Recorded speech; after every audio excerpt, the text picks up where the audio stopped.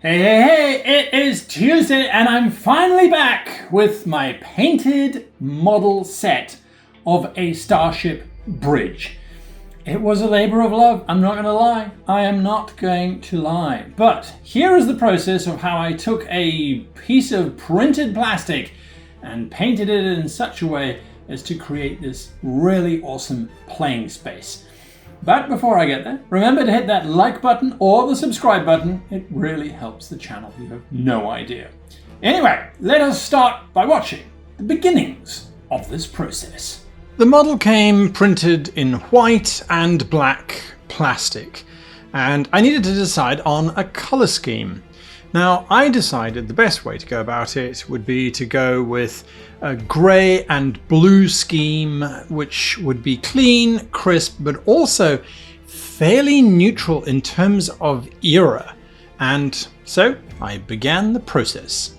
Now, working with two different colours means that you've got to choose a colour to start with, and I chose the blue as that required the least amount of effort when I was going to do the second colour. And the reason for that is, of course, the fact that you have to tape everything off to protect it. With the base coat done, I had to then mask everything off. You know that process, whether you're painting a room or a starship. Frog tape is your friend. I masked off everything, and that took quite some time. But then it was ready for the second coat. And I think you can already start to see the beginnings of what the final product will look like. With everything now covered in frog tape, at least that's the masking tape that they call it here in the UK, I was then able to start the process. Now, I had decided on the patterns based on what was present in the actual build of the model itself, and so I went, right, the blue is in, time to get the grey in. And with everything taped off, I decided a matte finish would be all that I needed. And so here it is. All painted grey, the tape protecting the blue underneath. So this was a reverse process. Something that I had to decide now that the bases were done was how was I going to do the detailing. But the 3D print didn't have a lot of fidelity to the actual detailing. It was more sort of vague idea. This is big picture stuff, folks. No one is going to be playing at this level. Well, at least not after the first 10 minutes anyway. So I decided that I was going to go with everything being hand painted, which would then line up with the miniature style that I had done for all of the minis, which was a painted look, not one of those super realistic kind of things.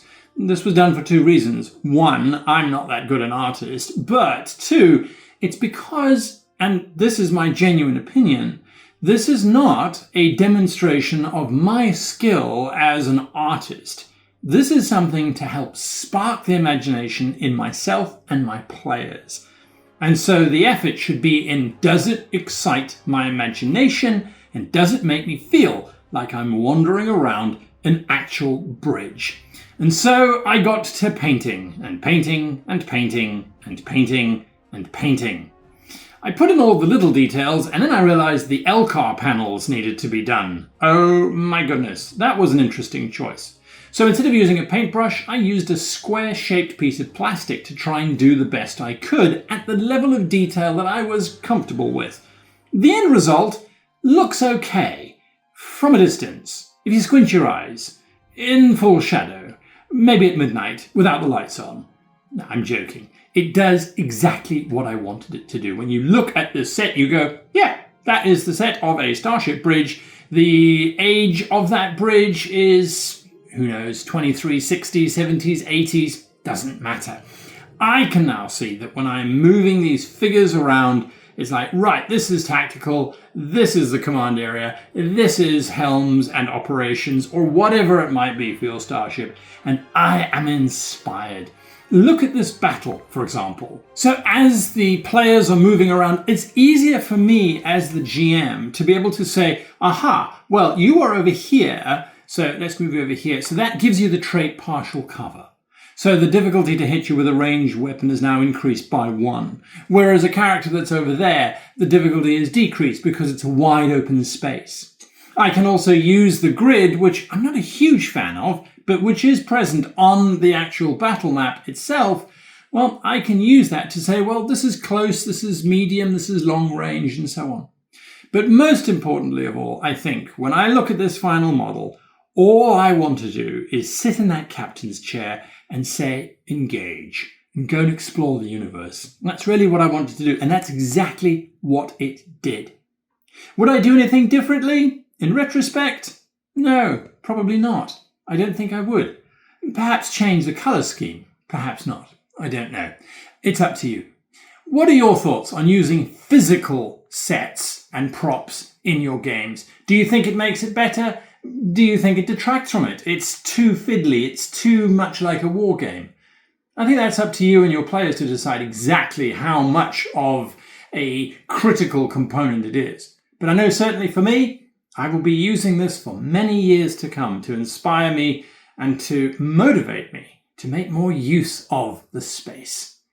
Thank you for your patience in letting me get this set ready for you.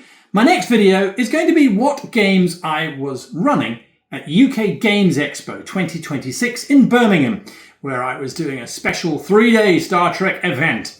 And until that next video, I just want to say a massive thank you to all of my subscribers and to my Patreons, of course, who will be getting rewards at the end of this month. Until we meet again next week, long life and happy gaming.